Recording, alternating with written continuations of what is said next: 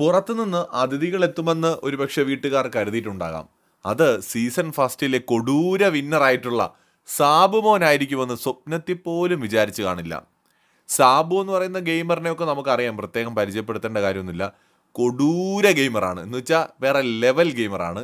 അപ്പോൾ അതുകൊണ്ട് തന്നെ സാബുവിൻ്റെ കടന്നുവരവ് പലരുടെയും ചങ്കിടിപ്പ് കൂട്ടുമെന്ന് ഉറപ്പാണ്. പ്രൊമോയിൽ തന്നെ നമുക്ക് കാണാം, അന്തം വിട്ട് കുന്തം വിഴുങ്ങിയ പോലെ ഇരിക്കുകയാണ് പലരും. ഞെട്ടിപ്പോകുന്നുണ്ട് സാബുവിനെ കണ്ടിട്ട്.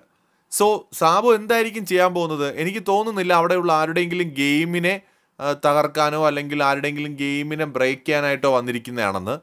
വാഴകളെയൊക്കെ ചിലപ്പോൾ ഒന്ന് ചെറുതായിട്ട് ഞോണ്ടി വിട്ടേക്കാം. പക്ഷേ ഇവിടെ സാബു വന്നിരിക്കുന്നത് ഒരു ക്യാരക്ടർ പിടിച്ചുകൊണ്ടാണ്. അപ്പോൾ ക്യാരക്ടറിന് തന്നെയായിരിക്കും പ്രയോറിറ്റി. മാത്രമല്ല കൂടുതൽ ദിവസങ്ങൾ അവിടെ ഉണ്ടാവാനും സാധ്യതയില്ല. അപ്പോൾ പുള്ളി എന്തായാലും എല്ലാവരെയും ഒന്ന് ഇളക്കിയൊക്കെ വിട്ടാലും നിലവിലവിടെ ഗെയിം ഉള്ള ആൾക്കാരെ ഭയങ്കരമായിട്ട് ടാർഗറ്റ് ചെയ്യാനൊന്നും സാധ്യതയൊന്നുമില്ല.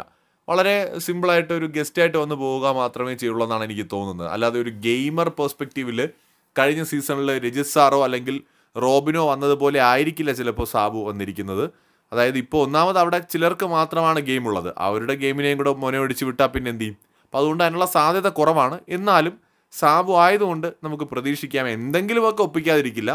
പക്ഷെ പുള്ളിയുടെ ആ ഒരു ഗെയിം എന്ന ലെവലിൽ നമുക്ക് ഇത്തവണ കാണാൻ കഴിയുമോ എന്ന് കാത്തിരുന്ന് തന്നെ അറിയണം. കാരണം പുള്ളി എല്ലാവരെയും ജസ്റ്റ് ഒന്ന് ഇളക്കി മറിക്കാനായിട്ട് വന്ന ഒരാൾ മാത്രമാണ്. അല്ലാതെ ഭയങ്കരമായിട്ട് അവരുടെ പുറത്തെ കാര്യങ്ങളെക്കുറിച്ച് പറഞ്ഞു കൊടുക്കാനോ അവരെ നേരായ വഴിക്ക് നയിക്കാനോ ഒന്നും വന്ന ഒരാളല്ല. കഴിഞ്ഞ സീസണിൽ രജിസ്ട്രാറൊക്കെ വന്നതുപോലെ സാബു വന്നിരിക്കുന്നത് വേറെ ചില ഉദ്ദേശങ്ങളോടെ ആകുമെന്ന് വിചാരിക്കുന്നു.